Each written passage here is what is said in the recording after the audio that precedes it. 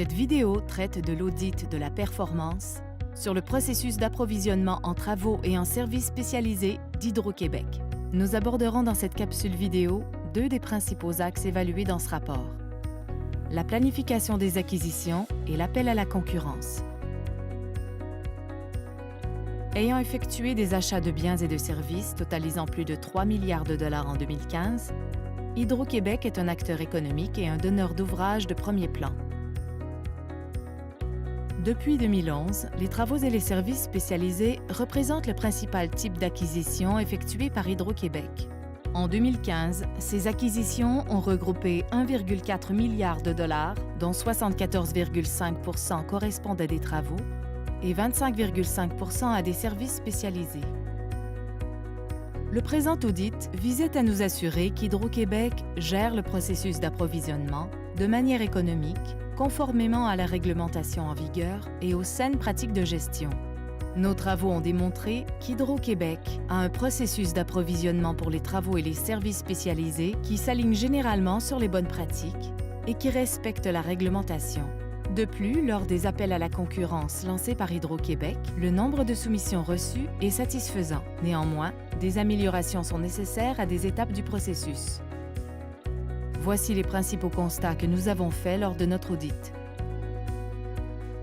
L'approvisionnement stratégique est en cours d'implantation. Une stratégie d'approvisionnement peut préconiser notamment le regroupement des acquisitions et l'instauration d'une qualification pour un marché.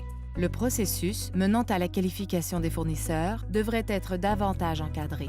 La qualification est un processus selon lequel les fournisseurs doivent se conformer à des exigences. Dans les deux marchés que nous avons examinés, la décision de qualifier ou non les fournisseurs a été prise par deux personnes sans que ces dernières consignent dans un document l'information relative aux discussions ou aux décisions menant à la qualification. En outre, Hydro-Québec n'effectue pas de contrôle afin de s'assurer que les fournisseurs qualifiés continuent de répondre aux exigences de qualification. De tels contrôles sont d'autant plus pertinents qu'Hydro-Québec ne requalifie pas les fournisseurs périodiquement. Bien que la valeur des acquisitions soit estimée, Hydro-Québec devrait raffiner l'estimation des coûts de certaines acquisitions, plus particulièrement celles ayant une valeur ou un impact significatif afin de faciliter l'évaluation de la justesse des prix soumis. Des écarts de plus de 15 % sont observés entre la valeur estimée de l'acquisition et la soumission la plus basse dans 54 % des 569 dossiers liés à des acquisitions effectuées.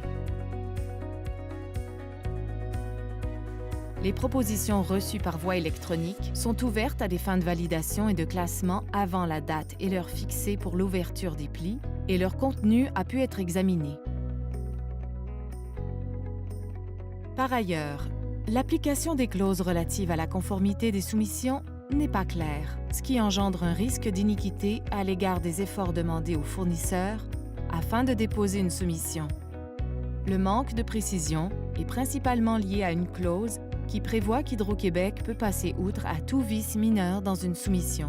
Or, la notion de vice mineur n'y est pas définie et une autre clause stipule que les soumissions incomplètes ou non conformes ne sont pas acceptées. À noter que pour certaines de ces améliorations, Hydro-Québec a déjà amorcé des changements ou est en voie de le faire. Pour de plus amples renseignements, consultez le rapport entier au www.vgq.qc.ca.